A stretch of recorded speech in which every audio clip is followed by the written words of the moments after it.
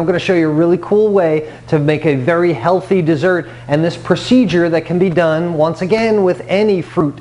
I'm Chef Todd Moore. My mission is empowering people to cook without recipes. They experience the freedom to cook what they want, how they want it, the confidence to take control and try new things, the health benefits of fresh, wholesome foods, and the family-strengthening bonds of dinner time together, as well as the money they save by eating well. Live without rules, cook without recipes. It's a no-recipe lifestyle. We're going to do a baked ambrosia in an orange cup. What this is going to entail is, number one, an orange that we're going to cut across the equator, get the sections out, scoop out the rind, and we'll have 2 orange cups that we can then make a compote of any kind of fruit that we would like, put it in the oven, just warm it through, bake it off a little bit till we get some syrup in the bottom, and my mouth is starting to water already. Here's our orange. We want to get the sections out of the orange, so if we cut it along this way, we're going to have long sections. We want to cut it along the equator. Try and get it exactly in half if you can. Go ahead and cut the orange in half, revealing the sections that we have. Now our paring knife is the knife for this job, and I hold it kind of like a pencil. And what I want to do is at each section of the fruit, do you see where the white part of the rind comes together here? I want to go ahead and try and cut those out. So on either side of that white rind section, I'm going to run my paring knife down along the rind section, just like I said, holding it like a pencil and scraping through all the way down to the bottom of the orange on either side of each of that white pith so that I'm able to get the sections out. I'll continue with this and do the other side as well, and I'll show you a cool special tool that I've got also.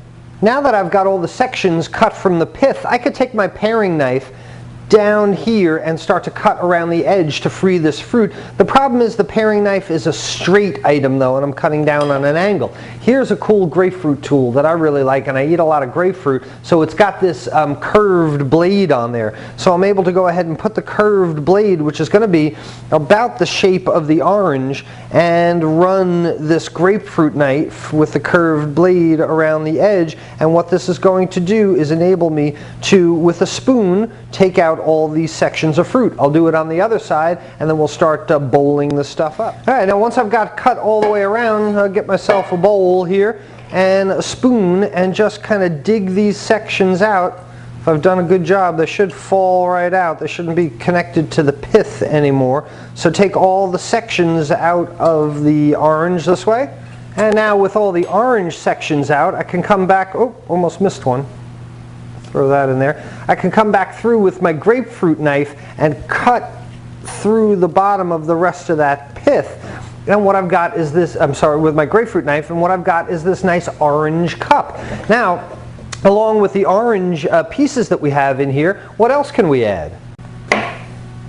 What else can we add? Well, you know the answer to that. You can add anything that you would like. Cooking is not meant for recipes. There's more than one way to do something. And what I'm doing right now is adding some strawberries, cutting some strawberries up, about the same size as my orange sections, because I want things to have a nice eye appeal. I've also got a little bag of blueberries here. So let's add the blueberries to this mixture. And this can go right into my orange cup as it is if you'd like, or we can season it. Add some honey to it. Add some agave liquid. If you want to add sugar to it. How about adding some cinnamon or some savory seasonings like clove or something like that? Entirely up to you. It only took 10 minutes or so at your average temperature of 350 degrees. Does it really matter what temperature the oven is when you're just kind of warming up fruit? No. We're not caramelizing sugars, we're not rendering fats, we're not coagulating proteins, we're not doing anything in the oven that the oven temperature would really matter. So don't send me an email and ask me what temperature. It doesn't matter what temperature. All right? We're just kind of warming this through. But look what a nice display we have. And we'll put it like in a ramekin or something to serve.